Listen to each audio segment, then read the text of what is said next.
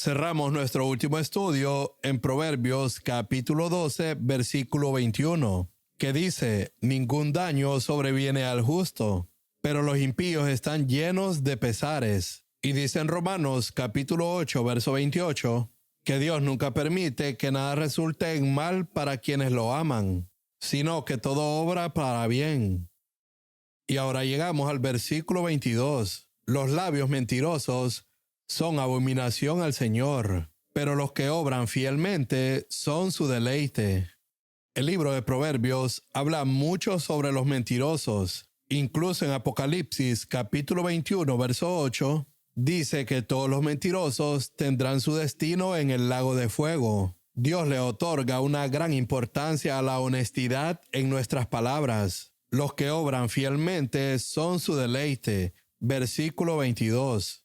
Solo piensa en la última parte de este versículo. ¿Cómo puedes traer deleite al corazón de Dios cuando hablas con fidelidad? En la Biblia viviente dice que Dios se deleita en aquellos que cumplen sus promesas y aborrece a aquellos que no lo hacen. Es algo muy serio hacer una promesa a alguien. Dios se deleita en quienes cumplen sus promesas y en quienes mantienen su palabra, a menos que descubramos que la promesa que le hemos dado a una persona contradice lo que dice la palabra de Dios.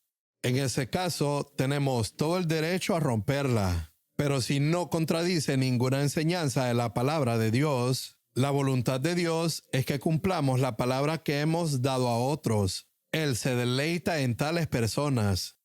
Dice el versículo 23, los sabios no hacen alarde de sus conocimientos, pero los necios hacen pública su necedad.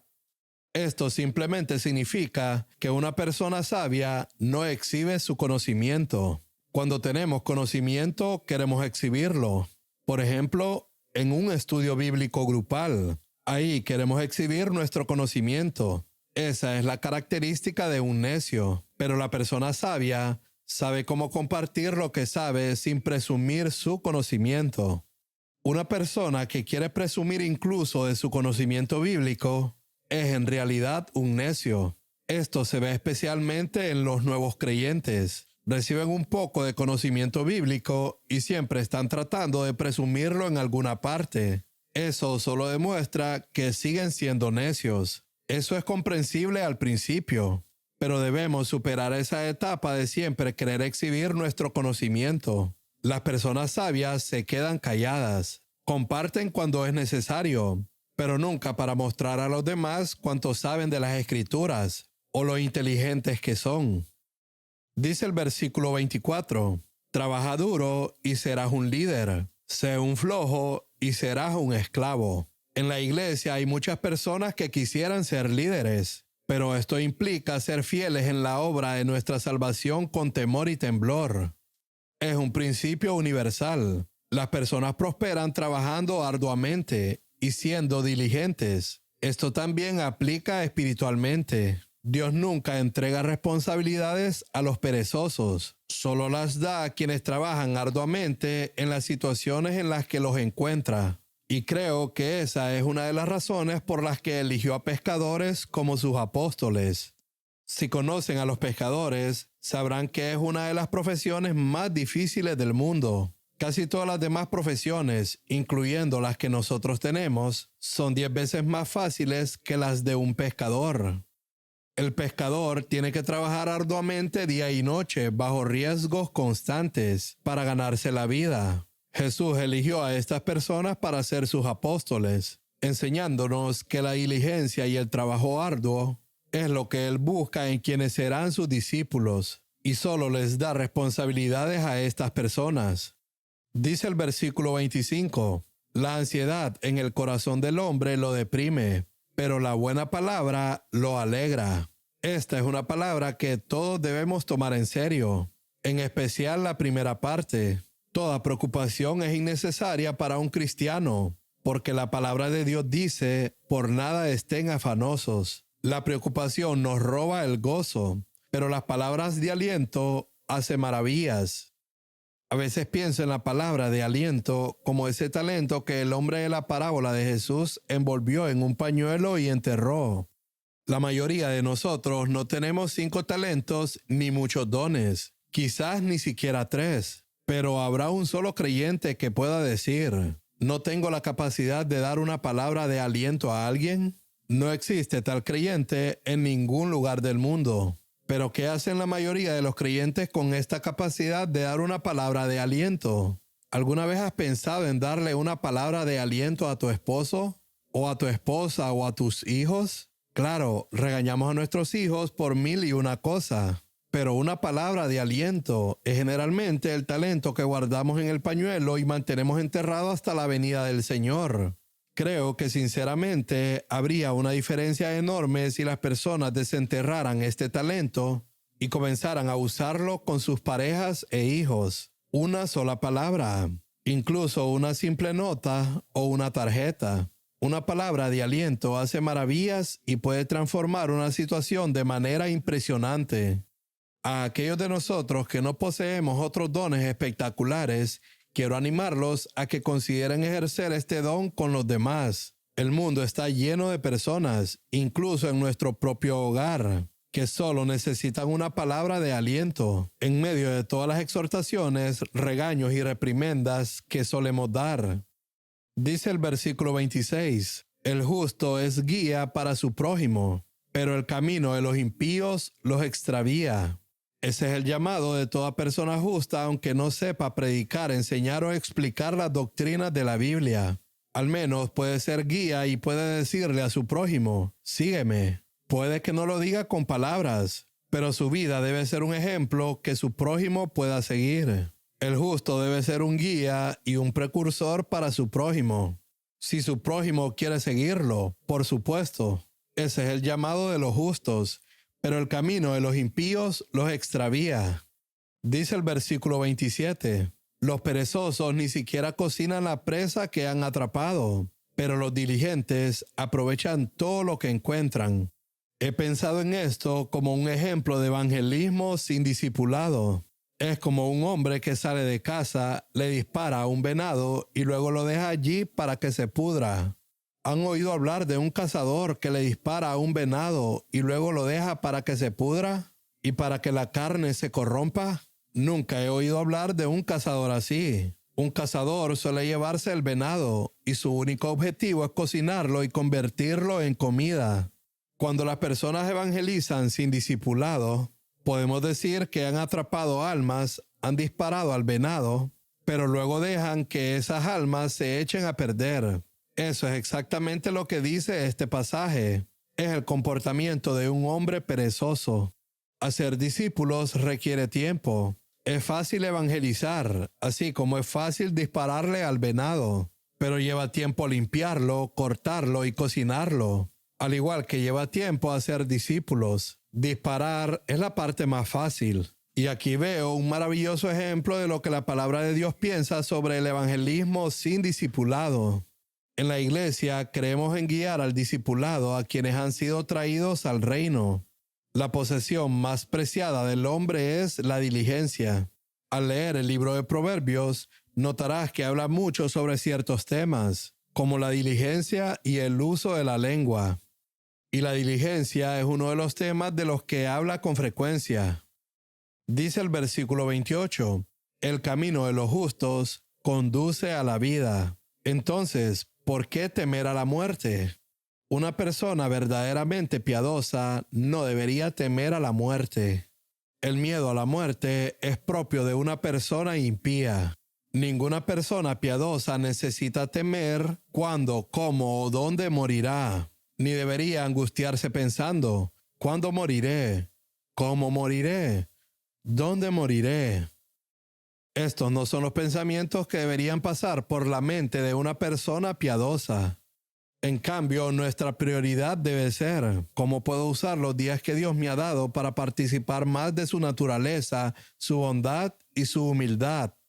Deja todo lo relacionado con la muerte en manos de Dios. El camino de los justos conduce a la vida. Entonces, ¿por qué debería temer a la muerte?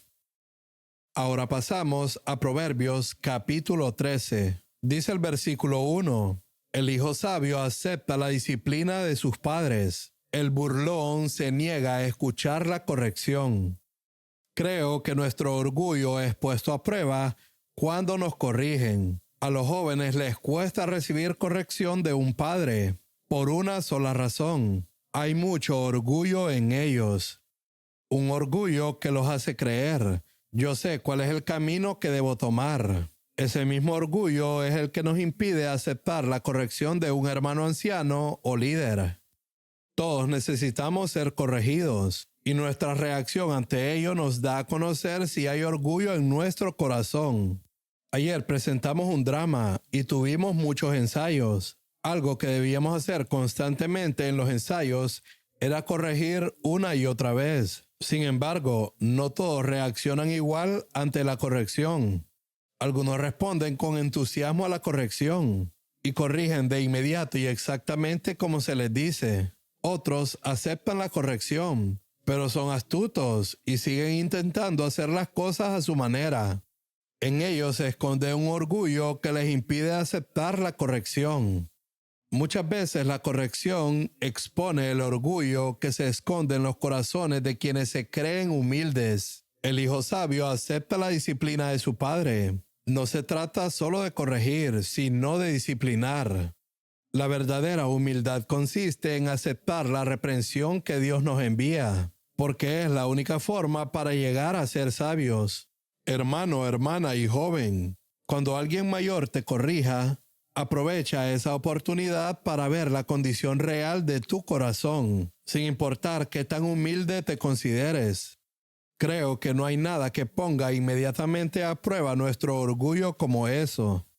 Dice el versículo 2, del fruto de su boca el hombre comerá el bien. En otras palabras, cosechamos lo que sembramos. Sembramos palabras con nuestra lengua. Por eso debemos ver nuestras palabras como semillas, tal como un sembrador que sale a sembrar. A lo largo del día estoy sembrando semillas en mi hogar, en la oficina y en la iglesia. Cada palabra que digo es una semilla, y una vez que sale de mi boca, no puedo retractarme. Puedo arrepentirme, pero no puedo retractarme. Aquel hombre que ha sido cuidadoso con las palabras que siembra, naturalmente terminará cosechando el bien. No es porque Dios tenga favoritos, es simplemente la ley de la siembra. Él cosecha bienestar y paz. En contraste, el malvado solo desea pelear. Su lengua está lista para sembrar algo que provocará discordia. Y esa es la característica de una persona malvada. Debemos tener mucho cuidado, hermanos y hermanas, de no caer en la categoría de personas que siempre están listas para el conflicto. El mundo está lleno de personas así. Por ejemplo, cuando dos personas desobedecen las normas de tránsito y chocan, ahí sale a relucir la verdadera naturaleza humana. Y ahí también se puede reconocer a una persona temerosa de Dios. A nosotros no nos interesa pelear. Siempre se necesitan dos personas para pelear. Si solo una está interesada en la pelea, no puede haber pelea. Es imposible. Dice el versículo 3, el que guarda su boca preserva su vida. El que mucho abre sus labios termina en ruina. Nuevamente, esto se refiere a la forma de hablar. Podemos preservar nuestra vida al cuidar nuestra boca y tener cuidado con lo que decimos. En la Nueva Traducción Viviente dice, dominio propio significa controlar la lengua. La palabra de Dios dice que uno de los frutos del Espíritu es el dominio propio. Gálatas capítulo 5, verso 23. También el amor, gozo, paz, paciencia, benignidad, bondad, fidelidad y mansedumbre. También el dominio propio. ¿Cómo sé si tengo dominio propio? Principalmente mediante el uso de la lengua. Así es como puedo probar si estoy lleno del fruto del Espíritu de dominio propio. En contraste, una respuesta impulsiva que viene de una persona impía puede arruinarlo todo. El que mucho abre sus labios se refiere al que habla sin pensar y termina en la ruina. Pidamos a Dios gracia en esta área. En el versículo 4, nuevamente se habla de la persona perezosa y la persona trabajadora. El alma del perezoso desea y nada alcanza. pero el alma de los diligentes será prosperada. Ahora bien, en el Antiguo Testamento, esa prosperidad era material. Una persona perezosa seguía siendo pobre y una persona trabajadora se hacía rica. Pero para nosotros en el Nuevo Pacto, esa prosperidad y esa pobreza son principalmente espirituales. Y podemos decir que una persona perezosa es alguien que anhela, pero nunca hace nada al respecto. Dice, oh Dios, me gustaría vencer este pecado. Quisiera dejar este mal hábito. Lo anhela y lo desea. Puede pasar 10 años deseándolo, pero nunca obtiene la victoria porque no se esfuerza para lograrlo. No está completamente decidido a purificarse y a dar muerte a algo en su vida. Simplemente dice, oh Señor, deseo esto, lo deseo, lo deseo. Y este versículo nos dice que puedo desear algo toda mi vida y nunca conseguirlo porque soy espiritualmente perezoso. El alma del perezoso anhela.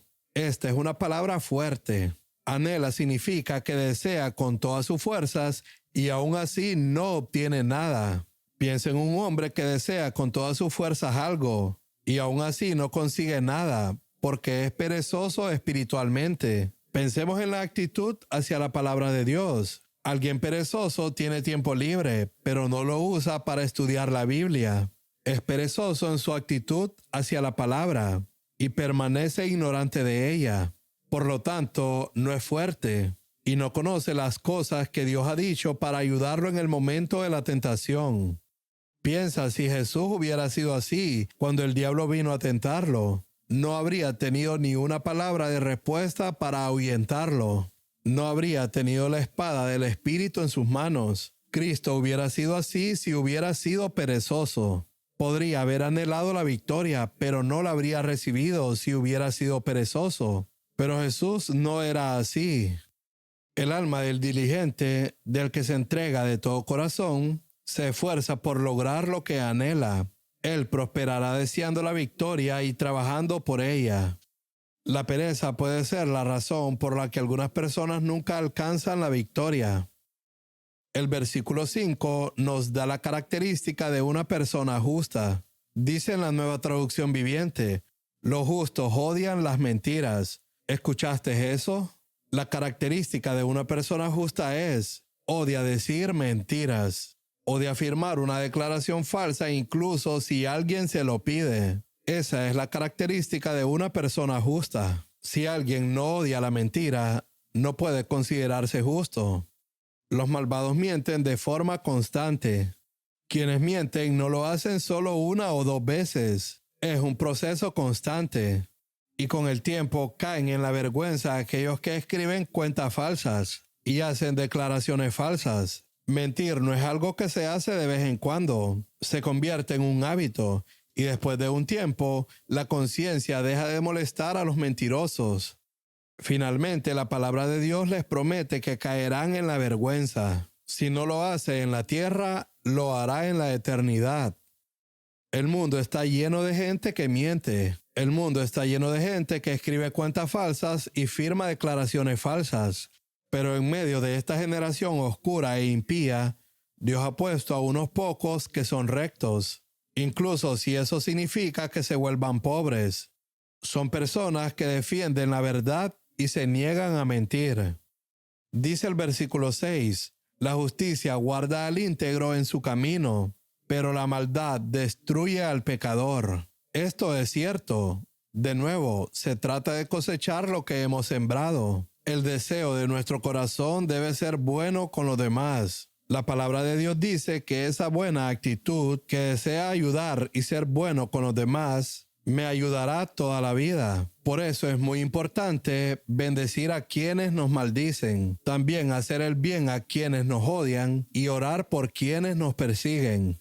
Nunca deseemos el mal a nadie. Siempre deseemos lo mejor, incluso a nuestros enemigos. Desear que les suceda algo bueno. Eso realmente es difícil. ¿Lo sabías?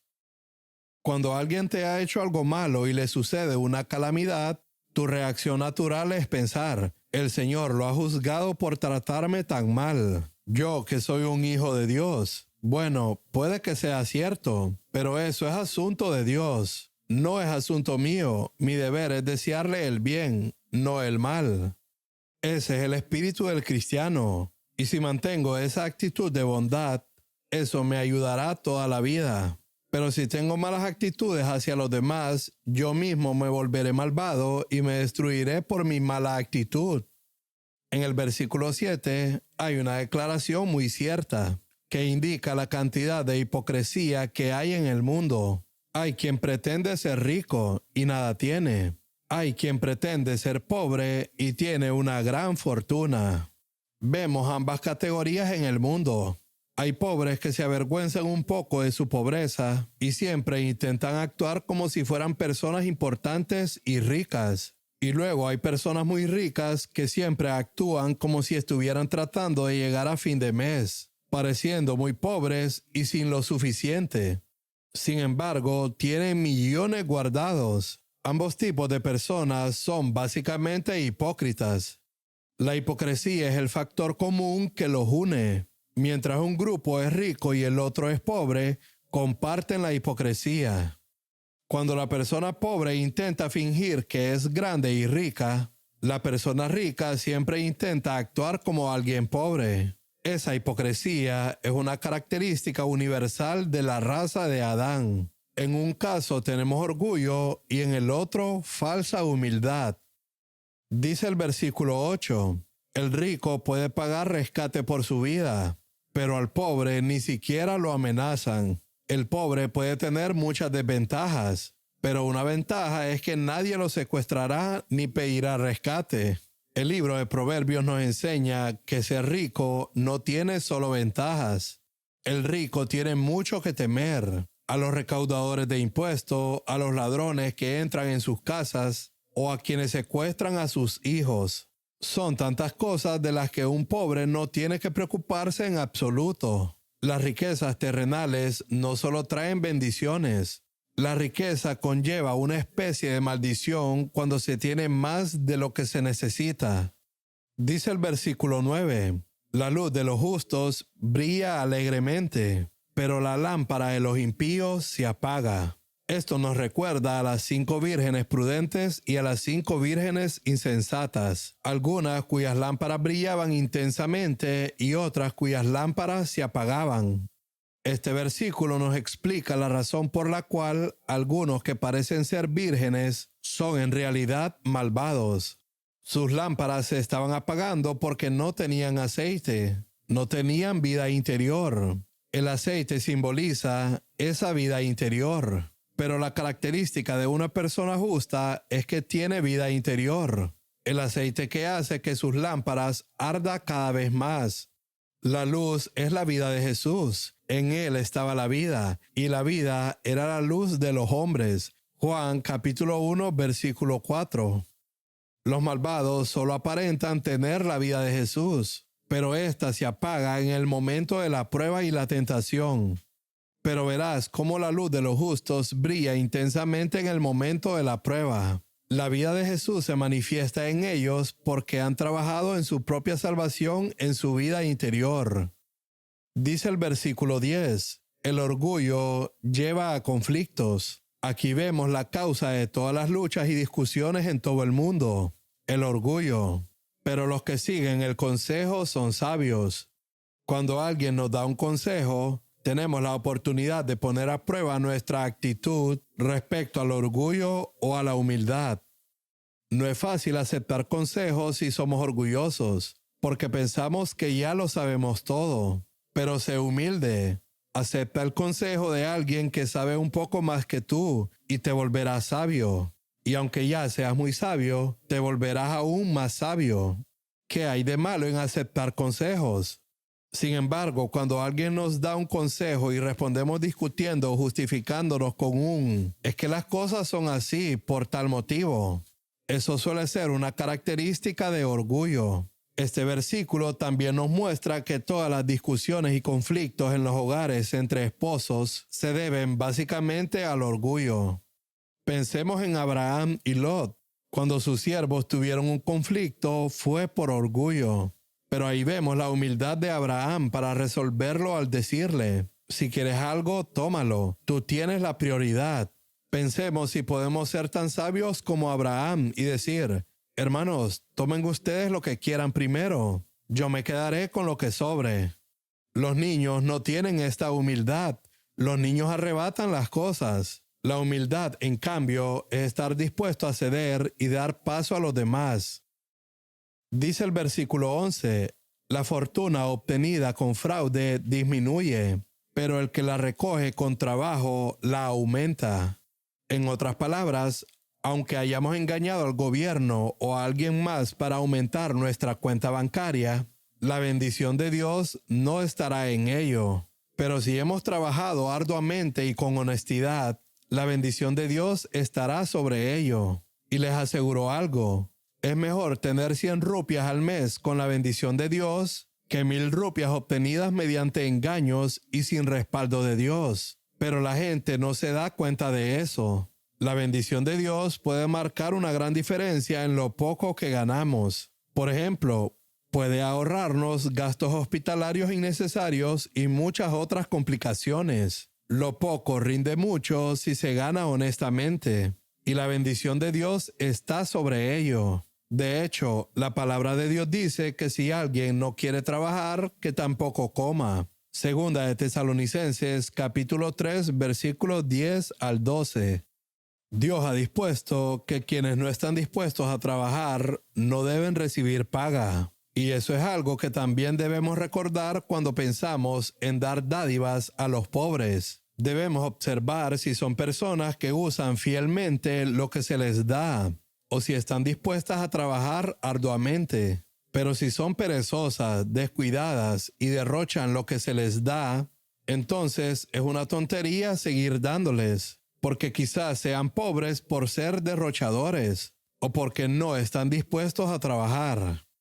Dice el versículo 12, la esperanza que se demora enferma el corazón, pero el deseo cumplido es árbol de vida. Esto significa que cuando un deseo se hace realidad, el corazón se llena de alegría. Para nosotros el mayor anhelo en nuestro corazón debe ser participar de la naturaleza de Dios y obtener victoria sobre el pecado.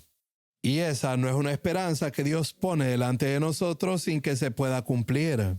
Es una esperanza que sí puede cumplirse y cuando se cumple, se convierte en un árbol de vida que nos permite participar cada vez más de la naturaleza de Dios. Dice el versículo 13, el que desprecia la palabra pagará por ello.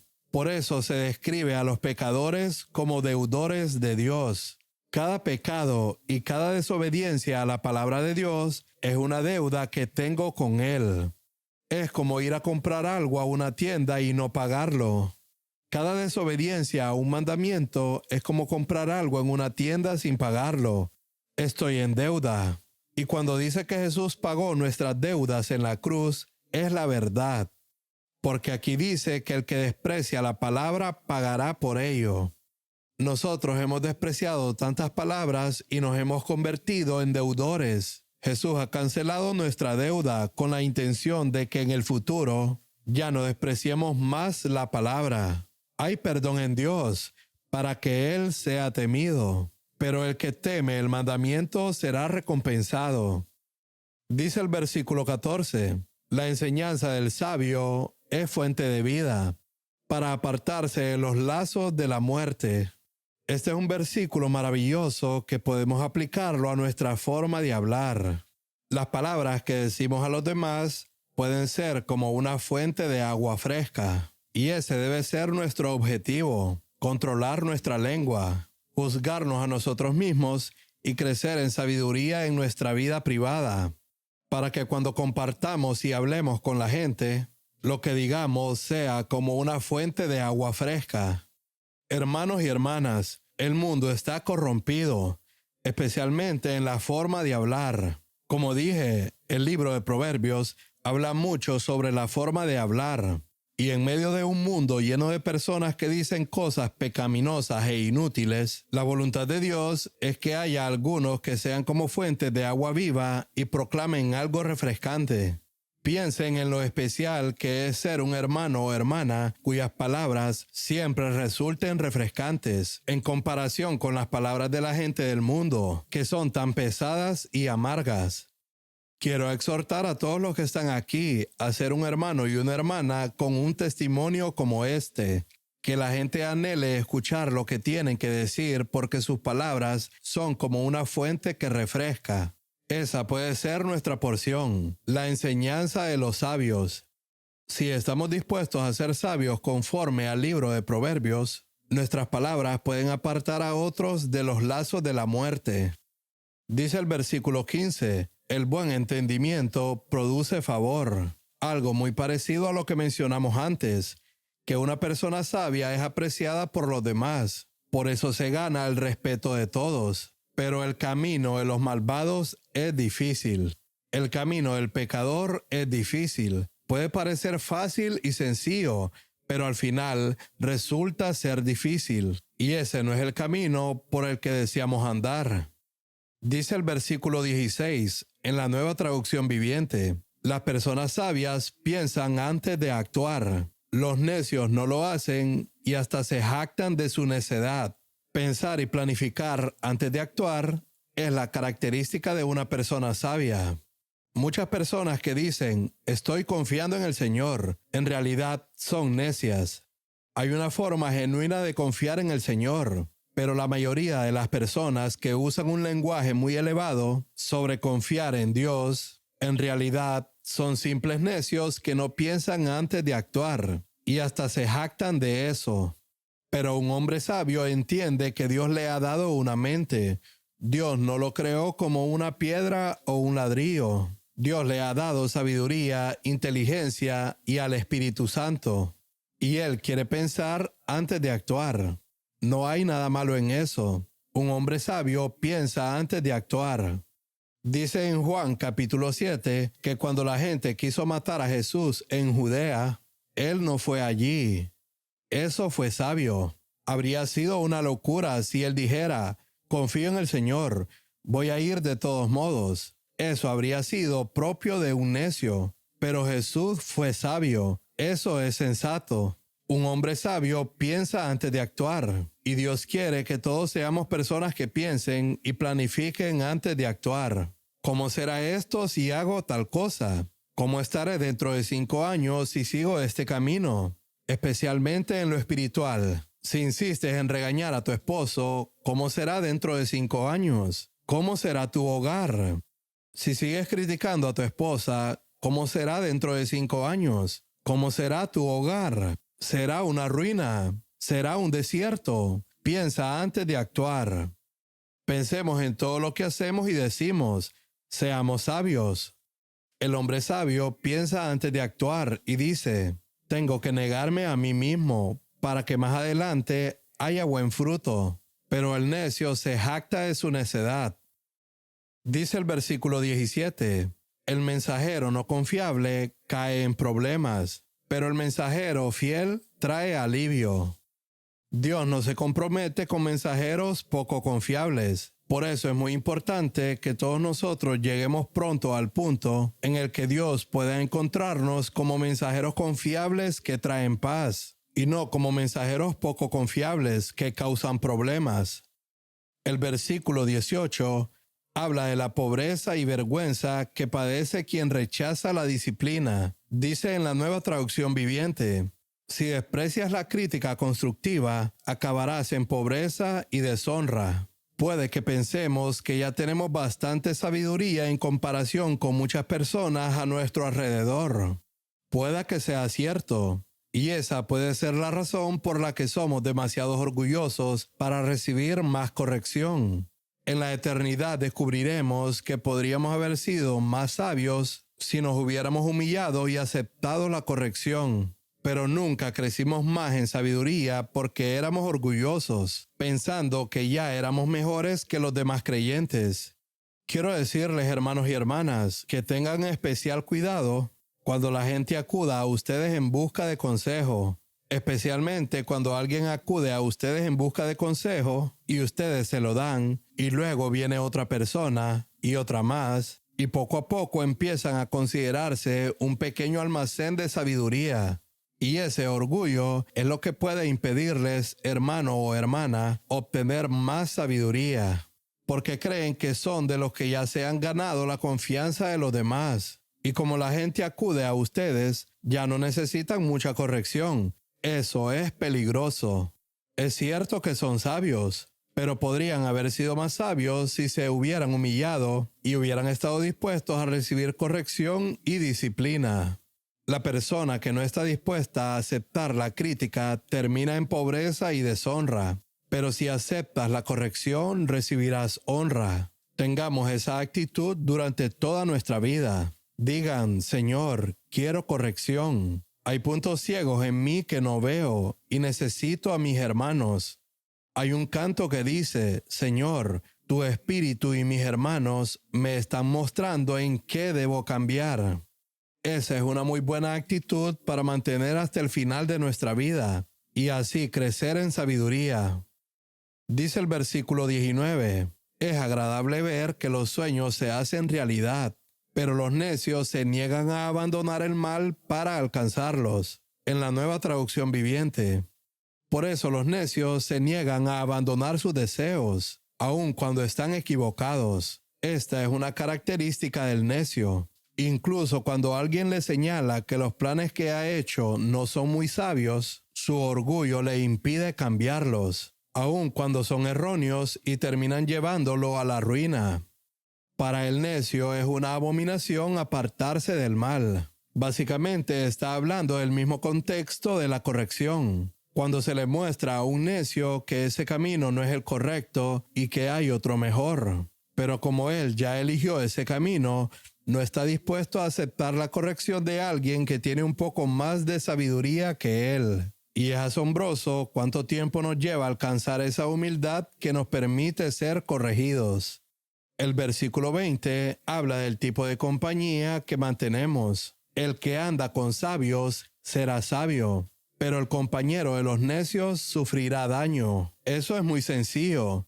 Si te haces amigo de personas necias, acabarás arruinado. En otras palabras, el tipo de compañía que mantenemos es un buen indicador de lo que finalmente nos va a suceder.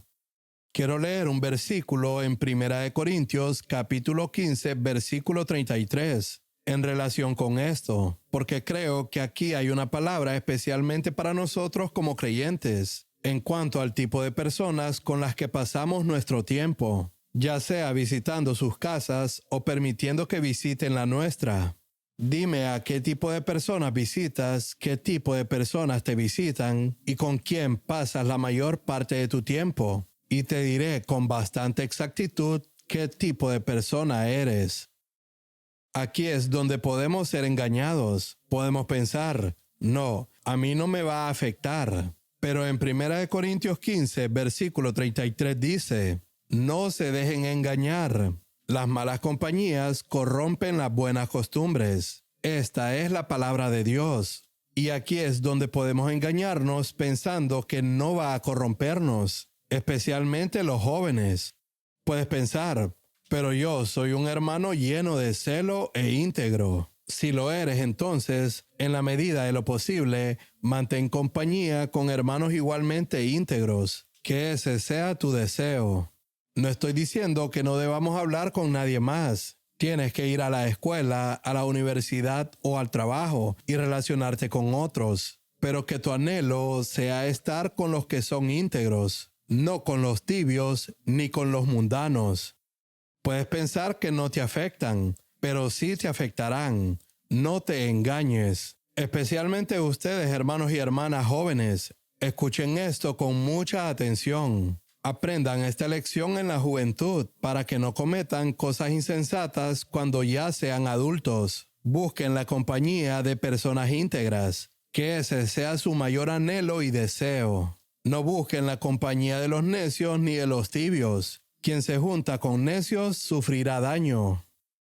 Dice el versículo 21, a los pecadores les persigue el mal, pero los justos serán recompensados con el bien. Nuevamente lo aplicamos de manera espiritual. Básicamente es lo mismo que dice en Gálatas capítulo 6, versículo 9. Y es un tema que se repite una y otra vez en Proverbios. Lo que sembramos, cosechamos. Y normalmente lo que sembramos lo cosecharemos 10, 30, 60 o 100 veces más. Sea lo que sea, será mucho más de lo que sembramos. Aquí hay un principio sencillo que debemos tener presente. No podemos evitar sembrar. Permítanme usar un ejemplo muy sencillo. Supongamos que soy un agricultor y en el tiempo de la siembra sembré papas. Luego, cerca del tiempo de la cosecha, digo, yo no quería papas, quería tomates. Entonces me arrodillo, hago reuniones de ayuno y oración y digo, oh Dios, por favor, haz un milagro y dame tomates en el tiempo de la cosecha. Quiero decirles que no van a salir tomates, a pesar de todo el ayuno y la oración. Puedes decir, Señor, perdóname por haber sembrado papas. Dios te perdonará, pero lo que cosecharás seguirán siendo papas. No debemos olvidar que incluso cuando Dios nos perdona, todavía hay una cosecha de lo que hemos sembrado en el pasado. Permítanme darles un ejemplo de cómo a los pecadores los persigue el mal. Un joven se entrega a leer novelas sexuales obscenas, libros pornográficos y a ver imágenes pornográficas una y otra vez hasta los 25 años. Y otro joven evitó todo eso y fue simplemente una persona moralmente correcta. Luego, ambos jóvenes se convierten al mismo tiempo a los 25 años. El joven que no se entregó a la literatura pornográfica tiene más facilidad como cristiano, con sus pensamientos y sus sueños, en comparación con el otro joven que se entregó por completo a eso. Ambos son perdonados, pero uno es constantemente acosado en sus pensamientos y en sus sueños por las papas que sembró durante muchos años. En otras palabras, por toda la pornografía e inmundicia que miró durante muchos años. Y por eso hay que tener mucho cuidado. Cada libro que lees y cada imagen que introduces en tu mente es como una semilla que siembras allí. Volverá 10 veces más adelante en la vida cuando desees liberarte de alguna de estas cosas. Dios te perdona, pero la cosecha seguirá ahí. No serán tomates, sino papas, aunque hayas sido perdonado. Y eso es lo que debería infundir temor en nuestro corazón respecto a lo que sembramos, porque dice que a los pecadores los persigue el mal. Esta cosecha, por así decirlo, corre detrás de la semilla que fue sembrada, pero también puede ser al revés. Si sembramos lo bueno, si llenamos nuestra mente con la palabra de Dios, si pensamos bien de los demás y evitamos todo lo malo, eso también va a producir una cosecha de bien. Los justos serán recompensados con el bien. Podemos ser perdonados y aún así ser tremendamente acosados por los recuerdos de nuestra vida pasada. Y ahí es donde puedes pensar qué maravillosa herencia es para los jóvenes crecer sin toda esta literatura sexualmente contaminante y pensamientos impuros. Les diré esto. Algunos de ustedes que hoy están en la adolescencia estarán agradecidos de haber escuchado lo que se ha hablado esta noche. Si el Señor tarda en venir, cuando se conviertan en hermanos y hermanas íntegros, estarán muy agradecidos de haber mantenido su juventud pura de todas las cosas inmundas en las que otros en su escuela y universidad se están entregando. Tengan cuidado en esta área. Dice el versículo 22. El hombre bueno deja herencia a los hijos de sus hijos, pero la riqueza del pecador está reservada para el justo. Bueno, esto era ciertamente verdad en el Antiguo Testamento. Lo que Abraham le dejó a Isaac cuando murió, descendió incluso hasta Jacob. Y esto también podemos aplicarlo espiritualmente en el Nuevo Testamento. Si vives una vida temerosa de Dios, recta y justa, puedes dejar una herencia que afecte no solo a tus hijos, sino también a tus nietos. Y la influencia de una vida piadosa es realmente la mayor herencia que un hombre puede dejar no solo a sus hijos, sino también a sus nietos. La influencia de una vida piadosa. Ese es el recuerdo que un hijo o una hija tiene de un padre temeroso de Dios, un padre que no mentía, un padre que no le gritaba a su esposa, una madre que sabía someterse al padre como la iglesia a Cristo. Piensa en la herencia, que un ejemplo así puede ser para los hijos. Ciertamente es una herencia mucho más valiosa que el dinero. Un padre recto, que no haría nada incorrecto para ganar dinero. Un padre justo. Un padre que anhelaba obedecer la palabra de Dios. Una madre que anhelaba obedecer la palabra de Dios.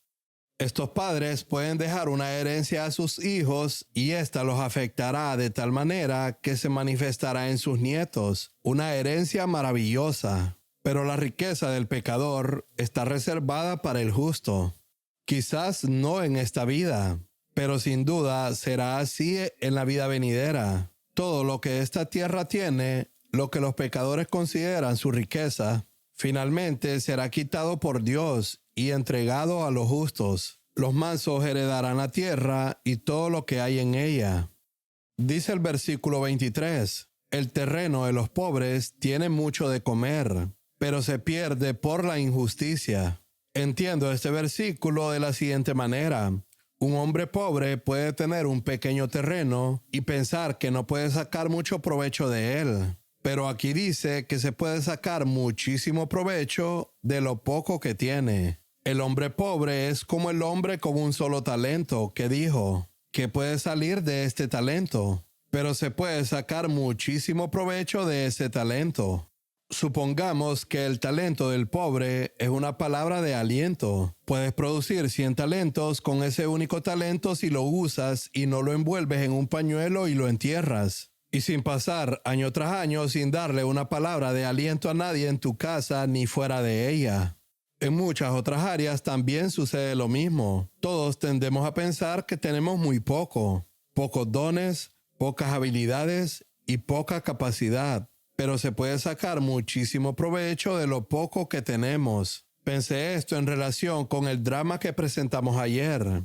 El costo de montar algo así en el mundo habría sido una cifra enorme. Pero nosotros usamos cortinas viejas y muchas otras cosas. Y de tan poco se pudo producir mucho. De lo poco podemos producir mucho, siempre y cuando la persona no arruine toda su vida viviendo injustamente.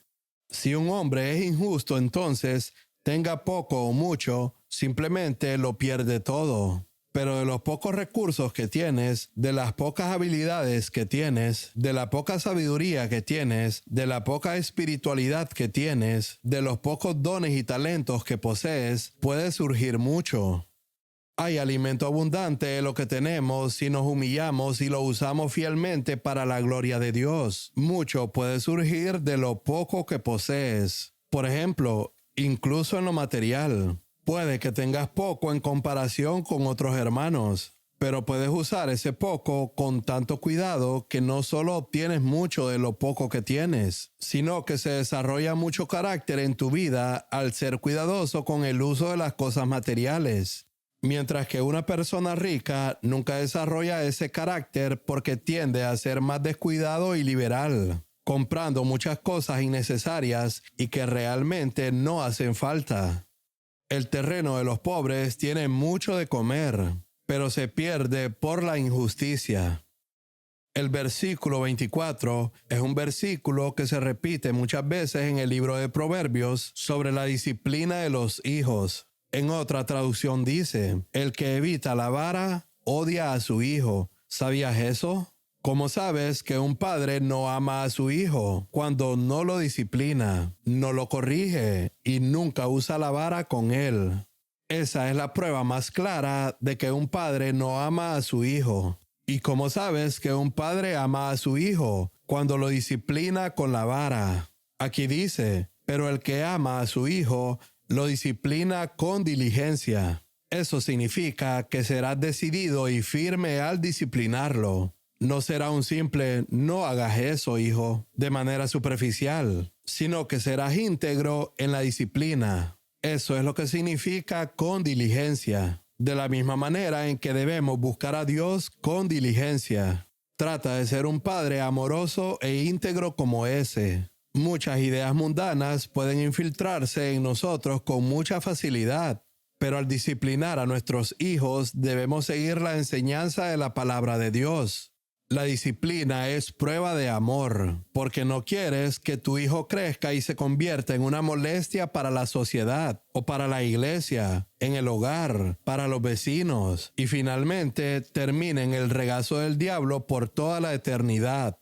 Tú no quieres eso, y por eso, porque amas a tu hijo, quieres que sea un testimonio, un ejemplo. Por eso lo disciplinas, le enseñas obediencia y le enseñas a obedecer cuando has dicho una sola palabra. Así es como debemos enseñar disciplina a nuestros hijos. Puede que no todos lleguen a ser hermanos o hermanas íntegros. Ellos tendrán que tomar sus propias decisiones cuando crezcan. Pero una cosa sí es clara. Mientras estén en nuestro hogar, aunque no hayan nacido de nuevo, deben saber que la palabra del padre y de la madre debe obedecerse. No hay otra opción. Deben saber quién tiene la autoridad en el hogar. Es la prueba del amor. No lo entienden, así como los creyentes a veces no lo entienden cuando Dios los disciplina y los castiga. Pero la disciplina es una señal de amor. Luego dice en el versículo 25, de una manera muy hermosa, los justos comen hasta quedar bien satisfechos, pero el estómago de los perversos quedará vacío. Déjame parafrasearlo de la siguiente manera. El justo come para vivir, mientras que el malvado vive para comer. Hay una gran diferencia entre comer para vivir, que es la característica de un hombre justo, y el hombre injusto que solo vive para comer dice, otra oportunidad para comer. Pero el hombre justo dice, tengo que tener cuidado con lo que como, y especialmente en los días que vivimos. No sé cuántos de nosotros tenemos muchas oportunidades para hacer ejercicio. Casi ninguno. ¿Hay alguien aquí que trabaje cargando ladrillos? Tal vez esa persona sí tenga oportunidad de ejercitarse, pero la mayoría de nosotros no. Realmente no tenemos mucha oportunidad de hacer ejercicio y por eso debemos ser aún más cuidadosos en esta área. Todos nosotros debemos cuidar de no vivir para comer, sino comer para vivir. Los malvados nunca se sacian. En otras palabras, nunca están satisfechos, sin importar cuánto haya en su plato. Sobre todo si se trata de comida buena y sabrosa, nunca están satisfechos, por mucho que coman. Esto nos enseña que una de las características de un hombre justo es que sabe disciplinarse a sí mismo en el área de la comida. Verán, podemos disciplinarnos en público al comer solo para dar un buen testimonio. De lo contrario, se vería muy mal si simplemente voy y agarro todo lo que quiero. Pero la disciplina al comer en público no es necesariamente una prueba de rectitud. Solo significa que quiero cuidar mi testimonio. Pero eso es muy distinto de lo que deseo en mi corazón. Y eso es lo que necesito examinar. No se trata de lo que hago para tener buena reputación delante de los hermanos, aparentando ser disciplinado y comer poco, sino de lo que realmente deseo en mi corazón. Si nadie me estuviera mirando, ¿me llenaría de comida? ¿O diría, quiero comer para vivir? Creo que esta es una área muy importante, porque en el Nuevo Testamento habla de aquellos cuyo estómago es su Dios. Son extremadamente exigentes con la comida sabrosa. Ellos dicen, ¿cómo podemos vivir sin comer esto o aquello en casa? Pero la realidad es que muchísimas personas pueden vivir sin muchas de esas cosas. Sin embargo, podemos volvernos tan obsesivos con ciertos tipos de alimentos que llegamos a pensar que no podemos vivir sin ellos, y entonces nuestro estómago puede convertirse en nuestro Dios. Y Filipenses capítulo 3 versículos 18 y 19 dice que tales personas son enemigas de la cruz. Si hablamos del camino nuevo y vivo, no debemos ser enemigos de la cruz. Proverbios capítulo 14 versículo 1. La mujer sabia edifica su casa, pero la necia la derriba con sus manos. Esto nos enseña que no es principalmente el hombre quien edifica la casa. ¿Te diste cuenta? Es la mujer. ¿Y por qué se habla de la esposa y no del esposo cuando se trata de edificar el hogar? Te daré una razón sencilla. En la mayoría de los casos, la esposa pasa más del doble de tiempo en casa que el esposo, y toda la atmósfera del hogar es influenciada en gran manera por la esposa y por lo que ella desea. La madre pasa mucho más tiempo con los hijos que el padre en la mayoría de los casos, y por eso existe esta enorme necesidad de que una mujer casada sea sabia, porque ella edifica su hogar. Pero si no es sabia, lo está derribando con sus propias manos. Ahora, ninguna mujer aquí sería tan insensata como para tomar un martillo y derribar las paredes de su propia casa. Pero les digo que esas paredes de ladrillo no son nada comparadas con el hogar espiritual que ustedes, las esposas y madres, están edificando dentro de esa casa de ladrillo. Y ese hogar espiritual es algo que podemos derribar fácilmente con la necedad, haciendo y diciendo todo tipo de cosas insensatas. Es exactamente como tomar un martillo y destrozar la casa en pedazos. ¿Entendieron? Mujeres, sean sabias. ¿Sabes cuál es el principio de la sabiduría?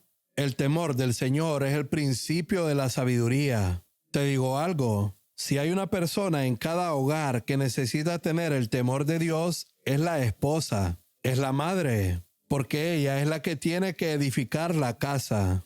Una mujer sabia edifica su casa con una actitud de temor de Dios.